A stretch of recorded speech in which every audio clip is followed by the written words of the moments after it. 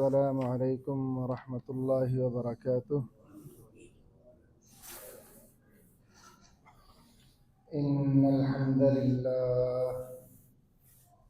إن الحمد لله نحمده ونستعينه ونستغفره ونعوذ بالله من شرور أنفسنا ومن سيئات أعمالنا. من يهده الله فلا مضل له ومن يضلل فلا هادي له. وأشهد أن لا إله إلا الله وحده لا شريك له. وأشهد أن محمدا عبده ورسوله.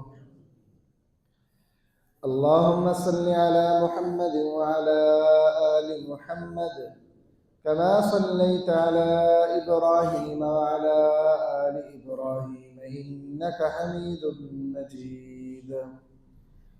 اللهم بارك على محمد وعلى آل محمد كما باركت على إبراهيم وعلى آل إبراهيم إنك حميد مجيد.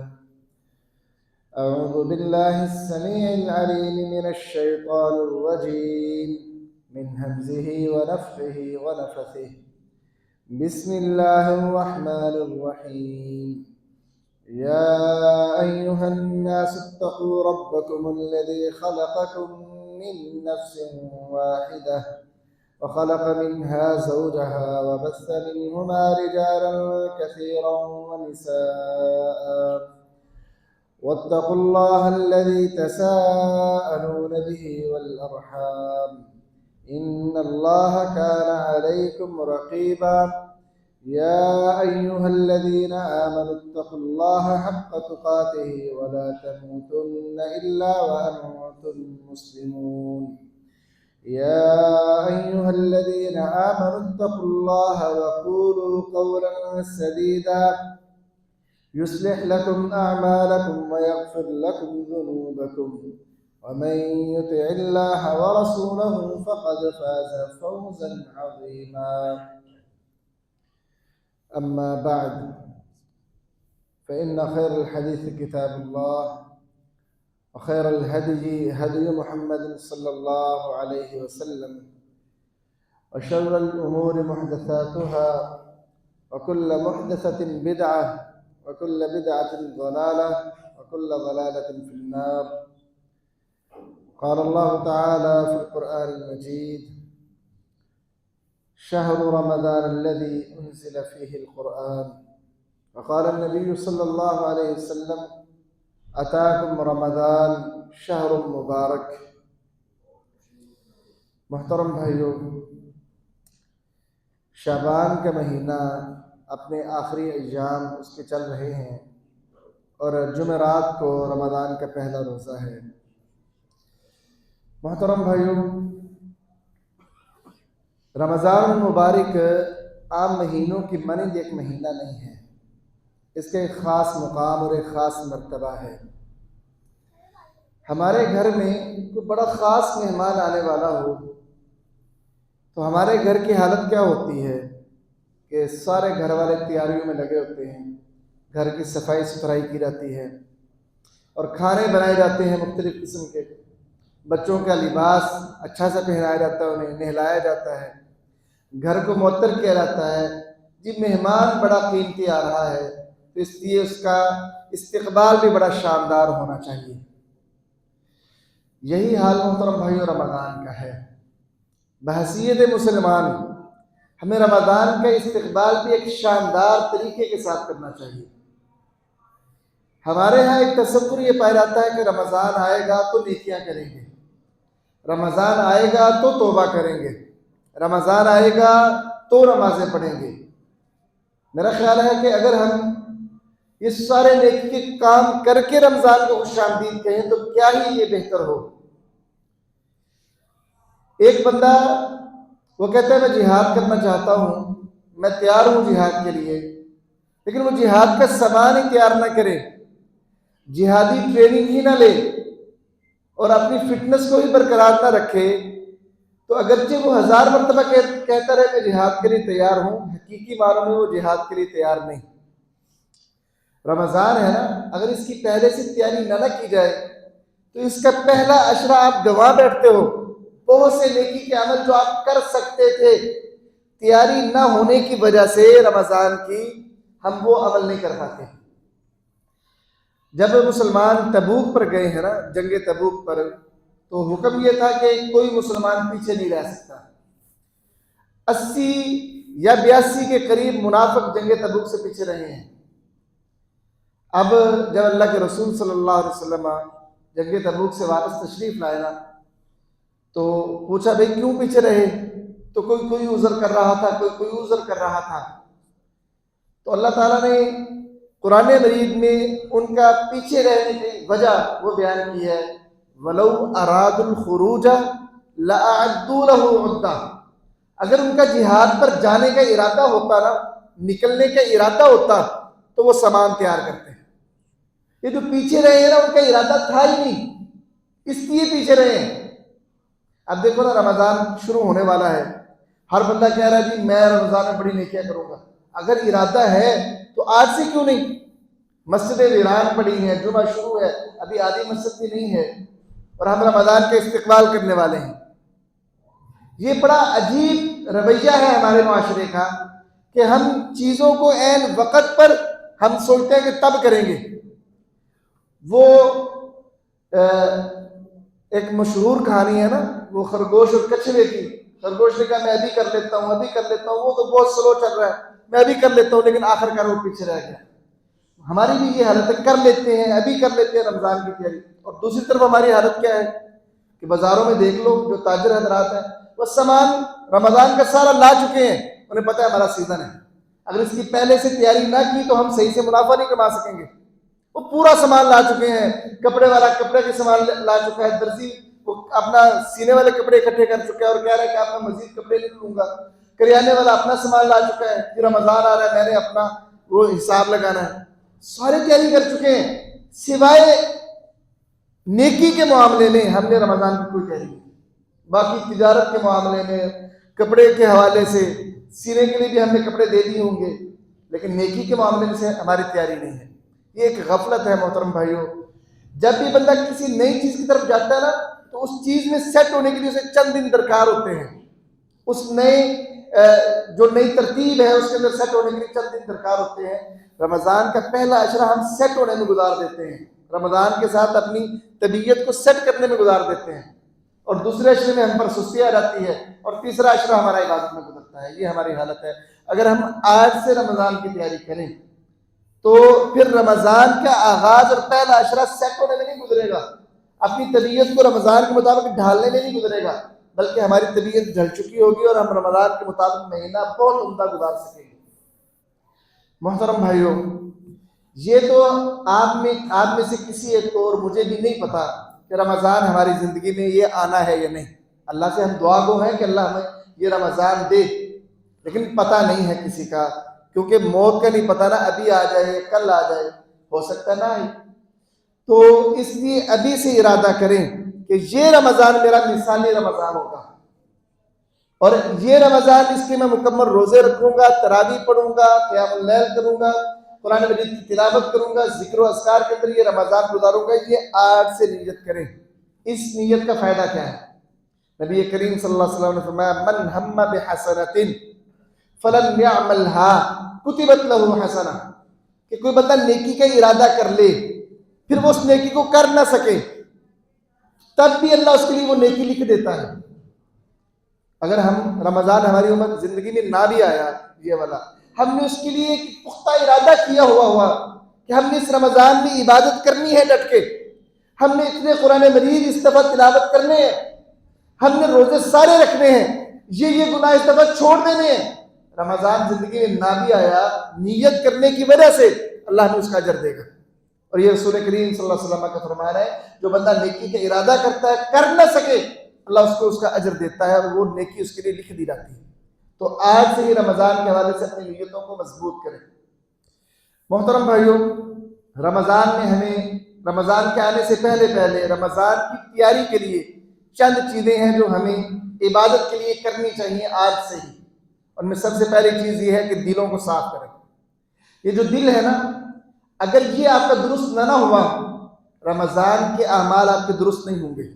حتیٰ کہ بعض اوقات دل کی خرابی کی وجہ سے انسان کا رمضان ضائع ہو جاتا ہے، انسان کی نماز ضائع ہو جاتی ہے، انسان کا روزہ ضائع ہو جاتا ہے دل کی خرابی کی وجہ سے. نبی کریم صلی اللہ علیہ وسلم نے فرمایا دب الیکم داء الامم قبلکم الحسد والبغض والبغض، تم میں پہلی امتوں کی ایک بیماری آ گئی ہے، وہ حسد اور بغض ہے، اور یہ دونوں دل سے تعلق رکھتی ہیں. فرمایا کہ یہ ہی الحالقہ، یہ مونڈ دینے والی بیماری ہے دل کی. لا اقول تحلق الشعر، میں یہ نہیں کہہ رہا کہ سر کے بال مونڈ دیتی ہے، ولیکن اقول تحلق الدین، لیکن یہ جو حسد اور بغض ہے یہ بندے کے دین کو مونڈ کے رکھ دیتی ہے، دین ختم ہو جاتا ہے بندے کا. رمضان شروع ہو رہا ہے نا، اس سے پہلے اپنے دلوں کو حسد سے صاف کریں. بھائیوں کے خلاف جو آپ کے دلوں میں نفرت بھری ہوئی ہے نا، بغض بھرا ہوا ہے، اس کو دور کریں.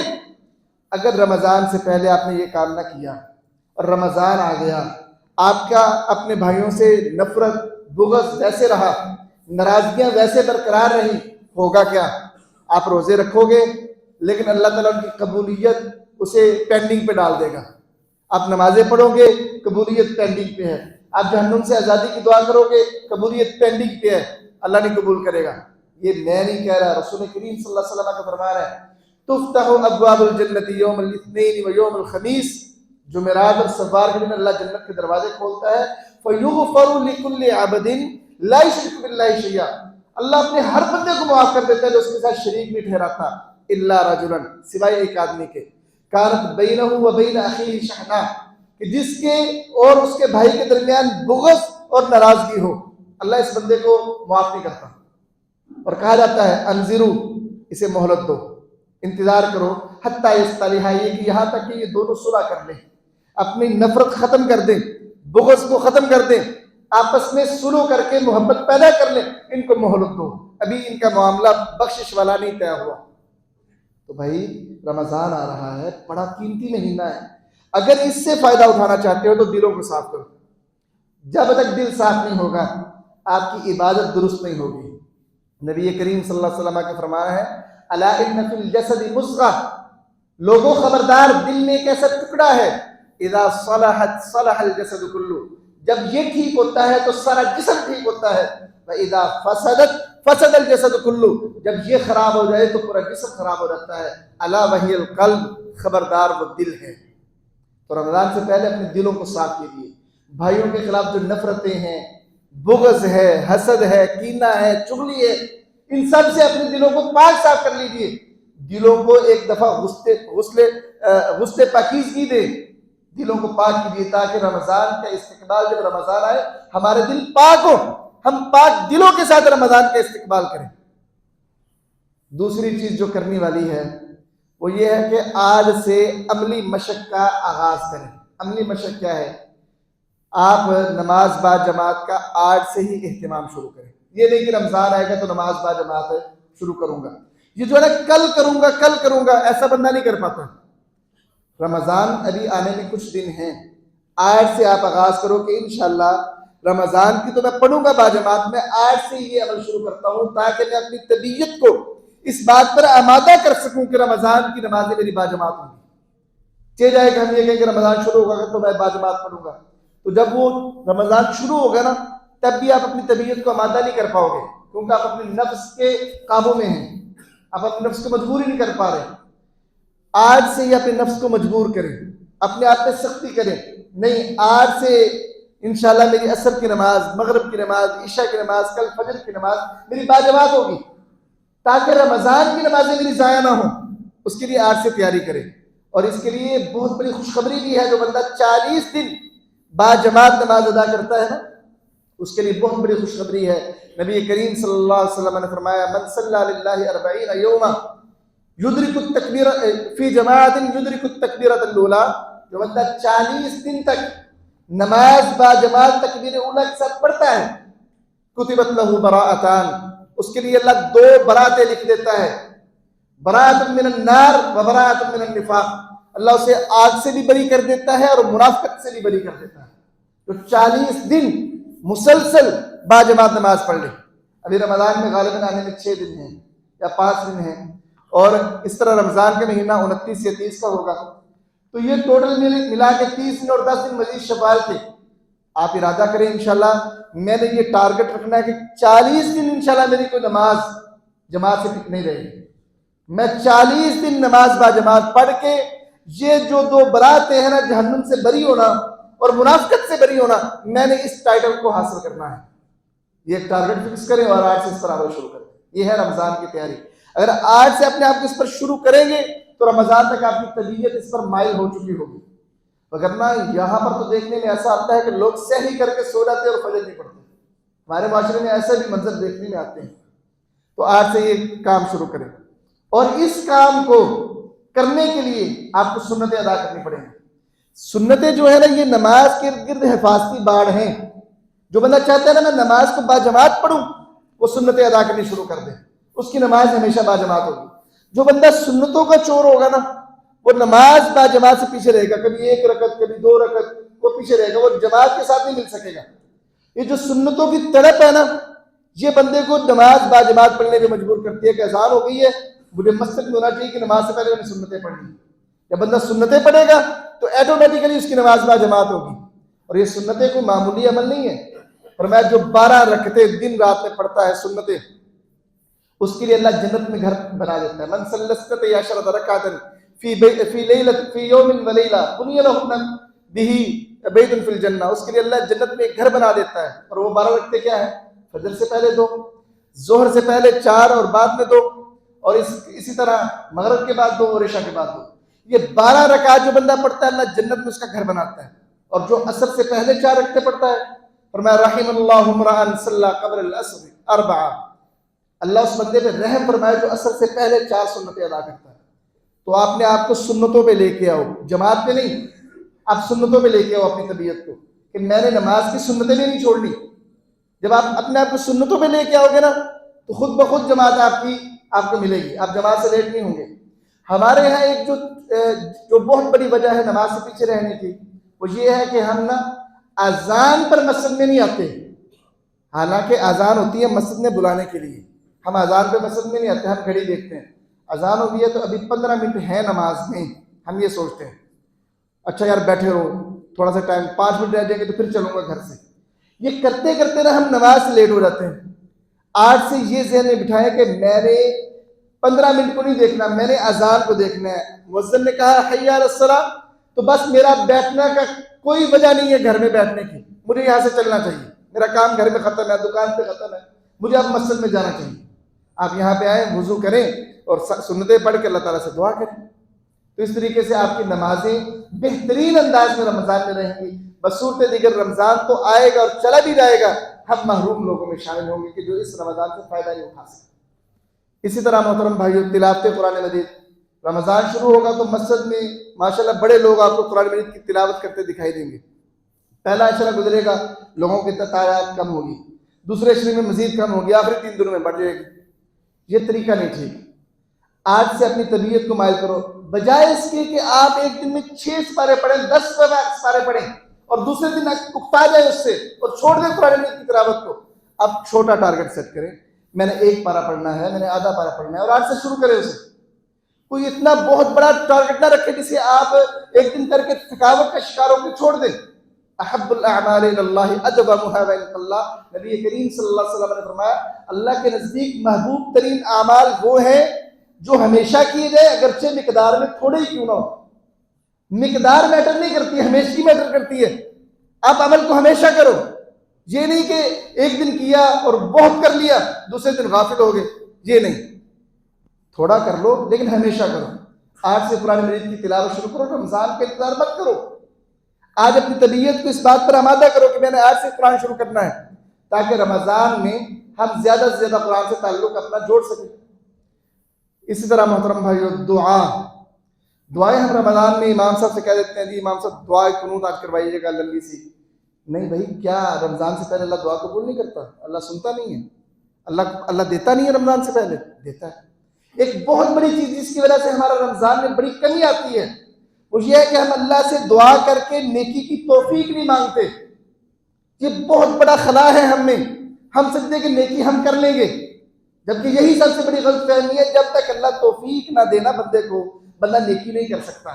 یہ اللہ کی توفیق ہوتی ہے کہ بندہ نیکی کرتا ہے، اور اسی وجہ سے نبی کریم صلی اللہ علیہ وسلم دعا کیا کرتے تھے ہر نماز کے بعد، اور کہا تاکید کی اپنے صحابہ کو یہ دعا کیا کرو، اللہم اعنی علی ذکرک و شکرک و حسن عبادتک، اللہ تو میری مدد فرما اپنے ذکر پر، شکر پر اور اچھی عبادت ادا کرنے پر، اللہ تو میری مدد فرما، تیری مدد کے بغیر تو نہیں میں کر سکتا۔ تو آج سے اللہ تعالیٰ سے دعاؤں میں یہ توفیق مانگے۔ اللہ رمضان آ رہا ہے، اگر تو رمضان کا مہینہ دے رہا ہے تو توفیق بھی دے، تاکہ میں اس رمضان کے مہینے میں سستی کاہلی کا شکار نہ ہو جاؤں، اور میں پوری محنت کے ساتھ اس مہینے سے فائدہ اٹھا سکوں، اس کی نمازیں میں باجماعت پڑھ سکوں، قرآن مجید کی تلاوت کر سکوں، تجھے منا سکوں۔ اللہ مجھے توفیق دے، اللہ سے توفیق مانگو، اور اگر اللہ نے توفیق دے دی تو پھر یہ رمضان وہ ہوگا جو آپ کے لیے جنت کا پروانہ لے کر جہنم سے آزادی کا پروانہ لے کر آئے گا۔ اگر آپ نے اللہ سے توفیق نہ مانگی اور اسی طرح غفلت کا شکار رہے تو رمضان تو آتا ہے چلا جاتا ہے، اگلا بھی رمضان آئے گا، اس طرح ایک دن زندگی کا خاتمہ ہو جائے گا، اور قیامت والے دن ہم سوائے افسوس کے اور کچھ بھی نہ کر سکیں گے۔ تو اس لیے آج سے اللہ تعالیٰ سے دعائیں کریں۔ سلف صالحین کے بارے میں آتا ہے کہ رمضان جب گزرتا تو 6 مہینے تک وہ یہ دعا کرتے اللہ تعالیٰ سے کہ اللہ جو ہم نے رمضان میں عبادتیں کی ہیں اللہ انہیں تو قبول کر لے، اور اگلے 5 مہینے ان کی دعا یہ ہوتی تھی کہ اللہ رمضان ہماری زندگی میں لے آ تاکہ ہم اس میں عبادت کر سکیں۔ ہم تو رمضان کے حوالے سے یقیناً اللہ کی قسم کبھی دعا ہی نہیں کرتے کہ اللہ یہ رمضان ہماری زندگی میں آئے، ہم اس میں عمل کر سکیں۔ رمضان میں تو دعا کرتے اللہ ہماری نمازوں کو، سجدوں کو، روزوں کو قبول فرما۔ رمضان گزرا، شوال کے 10 دن گزرے، ہم بھول جاتے ہیں کہ رمضان میں ہم نے کیا کیا تھا اور اس کی قبولیت کی دعا کرنی بھی ہے کہ نہیں کرنی۔ تو اس لیے بھائی رمضان یہ بڑا اہم مہینہ ہے، اس حوالے سے اللہ سے اب دعائیں شروع کر دیں، اللہ یہ رمضان بھی عطا کر، اور اس رمضان سے فائدہ اٹھانے کی توفیق بھی عطا فرما۔ اس کے بعد محترم بھائیوں، یہ جو اپنا وقت ہے اس کو منظم کریں۔ ہمارے ہاں ایک بہت بڑی بیماری جو ہر عام و خاص کے اندر چل پڑی ہے، پہلے تو جو نوجوان اس کی لپیٹ میں تھے، اب بزرگ بھی اس کی لپیٹ میں ہیں، وہ ہے سکرولنگ کرتے رہنا فیس بک پہ۔ یہ نہیں کہ ہم اس سے بری ہیں، یہ ایسی بیماری ہے جو بہت پھیل چکی ہے۔ شاید کرونا نے اتنا نقصان نہ پہنچایا ہو مسلمانوں کو جتنا یہ بیماری پہنچا رہی ہے۔ ایسے بیٹھے ہیں اور بے مقصد ہم چلا رہے ہیں سوشل میڈیا، کوئی مقصد نہیں ہوتا، بس ایسے لگے یہ نشہ ہے، ہم اس کے عادی ہو چکے ہیں، اس کے بغیر ہماری زندگی نہیں ہے۔ رات بستر پہ لیتے ہیں تو ایسے ہی شروع کر دیا اور چلانا شروع کر دیا، اور گھنٹے گزر جاتے ہیں ہمارے اس پہ۔ رمضان کو سکرولنگ کرتے ہوئے فیس بک پہ مت ضائع کیجیے، یوٹیوب پہ مت ضائع کیجیے، ٹک ٹاک پہ، اس طرح کے ایپ سے مت ضائع کیجیے۔ اپنے آپ پر آج جبر کریں، یہاں سے عہد کر کے اٹھیں کہ میں نے یا تو ان ایپس کو رمضان کے لیے کم از کم میں نے ڈیلیٹ کر دینا ہے۔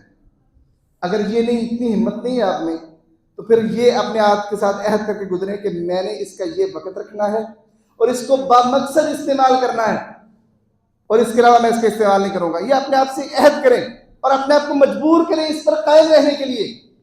اور میں یہاں پہ ایک بات اور بھی کہہ دوں، ایسے تمام رمضان پروگرام جو عالم پروگرام ہوتے ہیں جس میں ایک خاتون بیٹھی ہوتی ہے، اگرچہ سر پہ دوپٹہ اور منہ اس کا سارا نظر آ رہا ہوتا ہے، اور وہاں پہ عورتیں بھی بیٹھی ہوتی ہیں بغیر نقاب کے، ایسے پروگرام دیکھنا کوئی نیکی کوئی نہیں ہے، بلکہ غیر محرم کو دیکھنے کا آپ گناہ کما رہے ہوتے ہیں۔ کم از کم رمضان میں اسے نیکی سمجھ کے مت کیجیے گا۔ ہمارے لوگ کیا کرتے ہیں، وہ گانے تو چھوڑ دیتے ہیں، اس طرح کے پروگرام دیکھ رہے ہیں، وہی غیر محرم آپ کے سامنے، پھر خبریں سنتے ہیں۔ اچھا بھائی مجھے یہ نہیں سمجھ آتی کہ فلموں میں تو عورتیں ہیں تو اس لیے وہ فلمیں غلط ہیں، ڈراموں میں عورتیں ہیں تو غلط ہے، وہ جب خبریں سنتے ہیں تو اس میں عورت نہیں ہے؟ کیا وہ عورت ایسی ہے جس سے پردہ نہیں ہے اسلام میں؟ کم از کم رمضان میں اپنی نظروں کی حفاظت کے لیے اس موبائل سے، نیوز سے اور اس چیزوں سے دور ہو جائیے۔ اور خاص طور پر میں نوجوانوں سے کہوں گا، میچ کے لیے رمضان برباد مت کیجیے گا۔ یہ ٹورنامنٹ ہو رہا ہے، اس کی وجہ سے آپ رمضان کے روزوں کو ضائع کریں، وقت ضائع کریں، نمازیں ضائع کریں، خدا رہا یہ بڑا گھاٹے کا سودا ہے۔ اگر آپ یہ کریں گے نا کہ میچ دیکھتے دیکھتے نماز ضائع ہوگی آپ کی، میچ دیکھنے کی خاطر آپ نے تلاوت کو چھوڑ دیا، میچ دیکھنے کے لیے آپ نے اپنے اذکار کو چھوڑ دیا، اللہ کی قسم بڑے گھاٹے کا سودا ہے، اور آپ کو اندازہ بھی نہیں کہ آپ کیا کر رہے ہیں۔ میچ دیکھنے سے آپ کو کیا ملے گا؟ تلاوت کرنے سے اللہ آپ کو اجر دے گا، ذکر کرنے سے اللہ آپ کو اجر دے گا، توبہ کرنے سے اللہ آپ کو معاف کرے گا، جنت مانگنے سے اللہ آپ کو جنت دے گا۔ میچ دیکھنے سے کیا ہوگا سوائے گناہ کے، اور کیا ملے گا؟ تو خدا رہا یہ رمضان ہے، اس کی بے قدری نہ کیجیے گا کہ میچ دیکھنے میں مگن ہو جانا۔ یہ بھی ایک نشہ ہماری قوم کو ہے میچ کا، تو اس میں اپنا وقت نہ ضائع کیجیے گا۔ رمضان ہے، اپنے آپ کو مجبور کرو، میں نے میچ نہیں دیکھنا، اپنے آپ کے ساتھ عہد کر لو، موبائل کا غیر محتاط استعمال چھوڑ دیں، میچ دیکھنا چھوڑ دیں، رمضان کو اللہ کے لیے گزاریں۔ یہ وہ واحد مہینہ ہے جس کے شروع پہ یہ اعلان کروایا جاتا ہے، یا باغی الخیر اقبل، اے نیکی کرنے والے آگے آ، و یا باغی الشر اقصر، اے گناہ کے متلاشی رک جا۔ یہ واحد مہینہ ہے جس کے شروع پہ یہ اعلان ہوتا ہے، کیونکہ اس میں نیکی کی اہمیت بڑھ جاتی ہے اور گناہ کا گناہ بھی بڑھتا ہے۔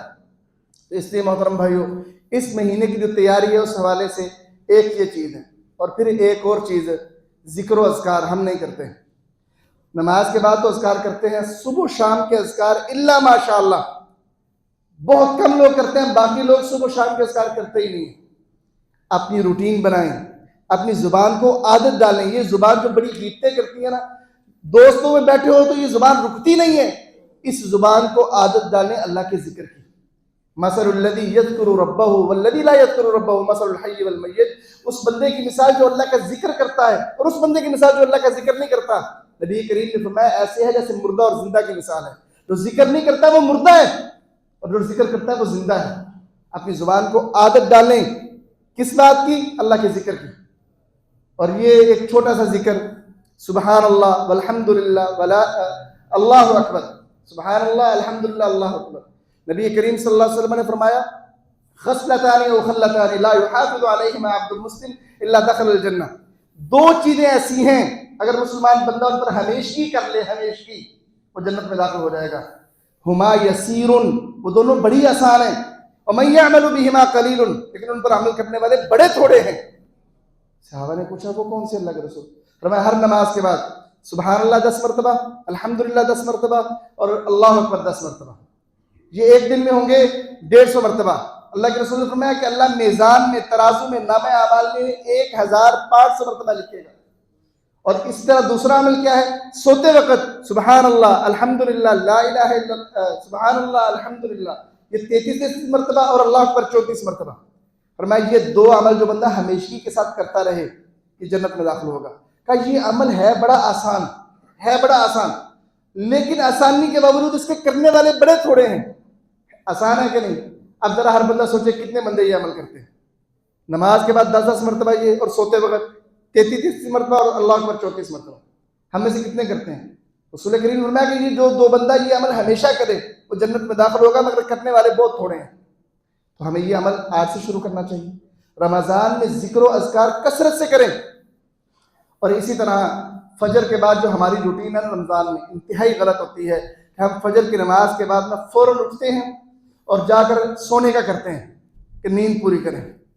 حالانکہ وہ جو وقت ہوتا ہے نا فجر کے بعد کا، وہ اتنا عظیم الشان وقت ہے، اتنا عظیم الشان وقت ہے کہ نبی کریم صلی اللہ علیہ وسلم نے فرمایا من صلی الغدا، جو فجر کی نماز پڑھے، ثم قعد، پھر بیٹھا رہے، یذکر اللہ، اللہ کا ذکر کرتا رہے، حتی تطلع الشمس، یہاں تک کہ سورج طلوع ہو جائے، ثم صلی رکعتین، سورج کے طلوع ہونے کے بعد وہ 2 رکعتیں پڑھے، کان لہ کاجر حج وعمرۃ تامۃ تامۃ تامہ، اس کے لیے ایک مکمل حج اور عمرے کا مکمل اجر ہے۔ جو فجر پڑھے وہاں بیٹھ کے اللہ کا ذکر کرے، سورج طلوع ہونے کے بعد وہ 2 رکعتیں ادا کرے اور پھر گھر چلا جائے، یہ عمل اس سے کیا ہوگا؟ مکمل حج عمرے کا ثواب ملے گا۔ اور ہم کیا کرتے ہیں رمضان میں؟ ہم درس بھی نہیں سنتے، حالانکہ جو فجر کا درس ہے یا نمازوں کے بعد قرآن مجید کی بات ہے، اس پر بھی عمرے کا اجر ہے جو بندہ یہ سنتا ہے، ہم وہ بھی نہیں سنتے۔ چلو بھائی آپ درس نہیں سننا چاہتے، کم از کم بیٹھ کے اذکار کر لو۔ انتہائی غلط روش ہے ہماری کہ ہم فجر کے بعد سو جاتے ہیں۔ اس دفعہ تہیہ کرو کہ ہم نے فجر کے بعد نہیں سونا، اپنے آپ کو مجبور کرو۔ یہ فجر کے بعد دن اللہ نے سونے کے لیے نہیں بنایا، رات اللہ نے سونے کے لیے بنائی ہے۔ آپ تراویح پڑھیں، اس کے بعد سو جائیں اور آخری رات اٹھ کے سحری کریں اور اس کے بعد آپ فجر کے بعد یہ کام کریں اور حج اور عمرے کا مکمل ثواب لیں۔ حج عمرہ ویسے کرنا پڑ جائے تو حج آج کو 11-12 لاکھ سے کم نہیں ہوگا اور عمرہ بھی 5 لاکھ سے کم نہیں ہوگا، کوئی اچھا کرنا چاہے تو تو یہ آپ کو ایک دن میں ایک مکمل حج عمرے کا ثواب مل سکتا ہے۔ آج سے روٹین بنائے، رمضان سے پہلے اپنے آپ اس پہ آمادہ کرے، فجر کے بعد نہیں سونا، ہم نے یہ رمضان ضائع نہیں کرنا، اس سے ہم نے کام لینا ہے، اس رمضان سے اللہ کو راضی کرنا ہے۔ تو آج سے ہم نے فجر کے بعد سونا کینسل، بیٹھ کے اللہ کا ذکر کرنا ہے، طلوع شمس کے بعد، سورج کے طلوع ہونے کے بعد 2 رکعتیں پڑھ کے گھر جانا، یہ اپنے آپ کو عادت ڈالیں۔ اور آخری بات اس حوالے سے کہ اپنے گھر والوں کو تیار کریں، رمضان آپ نہ گزاریں، آپ کی فیملی رمضان گزارے۔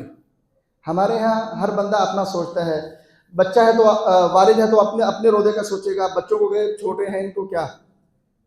حضرت عمر کے پاس ایک بندہ لایا گیا نشے کی حالت میں، کہا بدبخت تو نشہ کرتا ہے، ہمارے مسلمانوں کے تو بچے بھی روزے سے ہیں رمضان میں، ہمارے ہاں یہ بڑی کمی ہے، کوئی کام کرتا ہے تو وہ صرف جمعے کا روزہ رکھے گا، جی میں کام پہ جاتا ہوں، بچہ یہ تو بچہ ہے، اس کا روزہ کیا، ہم عادت ہی نہیں ڈالتے بچوں کو۔ یا ایھا الذین آمنوا قوا انفسکم واہلیکم نارا وقودها الناس والحجارہ علیہا ملائکۃ غلاظ شداد لا یعصون اللہ ما امرهم ویفعلون ما یؤمرون۔ اے ایمان والو اپنے آپ کو بچاؤ، ساتھ ہی اپنے گھر والوں کو بھی بچاؤ، یہ بھی تمہاری ذمہ داری ہے۔ اکیلا تمہارا اپنا آپ کو بچانا کافی نہیں ہے، اپنے گھر والوں کو بچاؤ اس آگ سے جس کا ایندھن پتھر اور انسان ہے۔ اس آگ پہ ایسے فرشتے ڈیوٹی پر مقرر ہیں جو بڑے سخت دل مضبوط ہیں، ایسے فرشتے جو اللہ کے حکموں کی نافرمانی نہیں کرتے۔ اس جہنم سے اپنے آپ کو بھی اپنے گھر والوں کو بچانا تمہاری ذمہ داری ہے، صرف تم سے تمہارا نہیں پوچھا جائے گا۔ کلکم راع وکلکم مسئول عن رعیتہ، فرمایا ہر بندہ مسئول ہے اور اس سے اس کی زیر نگرانی جو افراد ان کے متعلق بھی اللہ سوال کرے گا۔ اس لیے ہر گھر کا جو سربراہ ہے وہ اپنے گھر والوں کے حوالے سے رمضان کی تیاری کرے۔ اور اس حوالے سے جو ایک بہت بڑی چیز ہمارے گھروں میں پائی جاتی ہے کہ رمضان کھانے کا مہینہ سمجھا جاتا ہے، عورتوں کی عبادت میں غفلت کی سب سے بڑی وجہ مرد حضرات ہیں، یہ فرمائشیں کرتے ہیں آج افطاری پہ یہ بھی ہونا چاہیے، یہ بھی ہونا چاہیے، یہ بھی ہونا چاہیے۔ عورت ظہر سے شروع ہوتی ہے یا عصر سے شروع ہوتی ہے، مغرب تک بیچاری وہ افطاری بنانے میں لگ جاتی ہے، اور مغرب کے بعد وہ برتن سمیٹنے میں لگ جاتی ہے، عشاء ہو جاتی ہے، اور اب اس کی حالت یہ ہے کہ وہ تراویح میں کھڑی نہیں ہو سکتی، تھک چکی ہے۔ اس کا رمضان تو آپ لے گئے نا، اور سحری کے اندر بھی اس کی سے ڈیمانڈیں کرنی، وہ بیچاری رمضان کے اندر برتن دھونے اور کھانا پکانے کے اندر گزار دیتی ہے، اور اس کے رمضان کی عبادتیں آپ کھا جاتے ہیں۔ ایسا نہ کریں، رمضان کو انتہائی سادہ رکھیں، ایک ڈش کافی ہے آپ کو سحری میں، ایک ڈش کافی ہے آپ کو افطاری میں۔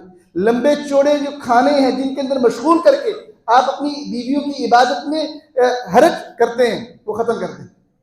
آپ اپنی بیویوں کو موقع دیں عبادت کا، اپنے ساتھ تراویح کے لیے لے جائیں مسجد میں، ان کو روزے کا ان کا خیال رکھیں، اور باقی معاملات میں تلاوت کا انہیں موقع دیں، ذکر و اذکار کا موقع دیں، انہیں اس طرح مشغول نہ کریں کہ وہ عبادت نہ کر سکیں۔ تو یہ ہمارے گھروں میں چونکہ رمضان کھانے کا مہینہ چل پڑا ہے، اور اس پر یہ بات بھی یاد رکھیں، افطاری پر بہت زیادہ کھانا مت کھائیں، اتنا کھانا کہ آپ تراویح نہ پڑھ سکیں۔ روزہ اس لیے نہیں ہے کہ آپ کو عبادت سے پیچھے رکھے، ہم روزہ رکھ کے افطاری کر کے عبادت سے پیچھے ہوتے ہیں کہ ہم تراویح نہیں پڑھ پاتے، اتنا کھا لیتے ہیں۔ تو رمضان اس لیے آتا ہے، روزہ اس لیے آتا ہے کہ عبادت کریں، عبادت کی عادت ڈالیں۔ تو افطاری بہت سادہ سمپل ہونی چاہیے، اس سے عورتوں سے بھی بہت کم ہوگا، آپ کی عبادت بھی ٹھیک ہوگی، عورتوں کی عبادت بھی ٹھیک ہو جائے گی۔ تو یہ چند باتیں ہیں، اپنی نمازوں کو ٹھیک کیجیے، ذکر و اذکار، سوشل میڈیا سے دور ہو جائیے، نیٹ سے دور ہو جائیے، تلاوت شروع کیجیے، اشراق شروع کیجیے، سنتوں کا اہتمام کیجیے، یہ چیزیں کریں تاکہ ہم رمضان کے استقبال ایک بہترین انداز میں کر سکیں۔ اللہ کا مہمان آ رہا ہے، جب یہ ہمارے پاس آئے تو ہم نیکی کے لیے تیاری حالت میں موجود ہوں۔ ایسا نہ ہو کہ جب رمضان ہے تو ہم پھر اب نیکی کے لیے سوچنا شروع کریں، نہیں، رمضان آئے تو نیکی کے لیے سوچ چکے ہوں، تیاری حالت میں ہوں کہ بس رمضان آئے اور ہم نیکی پہ لگیں۔ اللہ تعالیٰ سے دعا گو ہوں کہ اللہ تعالیٰ ہمیں رمضان سے کما حقہ فائدہ اٹھانے کی توفیق بھی عطا فرمائے، اور اس رمضان کو بھی ہماری زندگی میں ضرور لائے تاکہ ہم اس سے فائدہ اٹھا کر جنتوں کو حاصل کر سکیں۔ وما علیہ